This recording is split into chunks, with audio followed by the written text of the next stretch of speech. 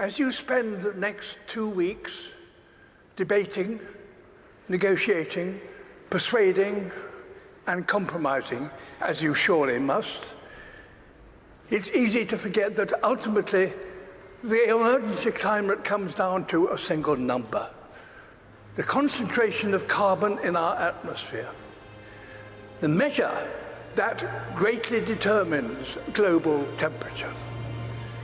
And the changes in that one number is the clearest way to chart our own story, for it defines our relationship with our world. For much of humanity's ancient history, that number bounced wildly between 180 and 300. And so too did global temperatures. It was a brutal and unpredictable world. At times, our ancestors existed only in tiny numbers. But just over 10,000 years ago, that number suddenly stabilized, and with it, Earth's climate. We found ourselves in an unusually benign period, with predictable seasons and reliable weather. For the first time, civilization was possible, and we wasted no time in taking advantage of that. Everything we've achieved in the last 10,000 years was enabled by the stability during this time. The global temperature has not wavered over this period by more than plus or minus 1 degree Celsius. Until now. Our burning of fossil fuels, our destruction of nature, our approach to industry, construction and learning are releasing carbon into the atmosphere at an unprecedented pace and scale. We are already in trouble. The stability we all depend on is breaking.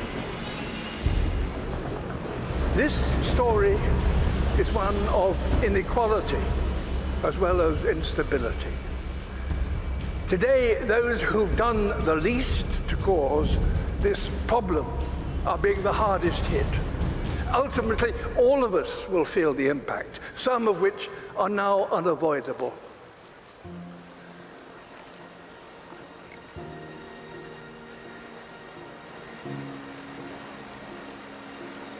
My world is melting. You think you have control, we actually have no control. I'm absolutely terrified to bring a child to this world. Is this how our story is due to end? A tale of the smartest species doomed by that all-too-human characteristic of failing to see the bigger picture in pursuit of short-term goals. Perhaps the fact that the people most affected by climate change are no longer some imagined future generation, but young people alive today.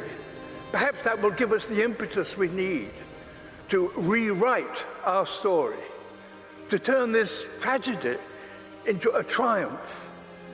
We are, after all, the greatest problem solvers to have ever existed on Earth.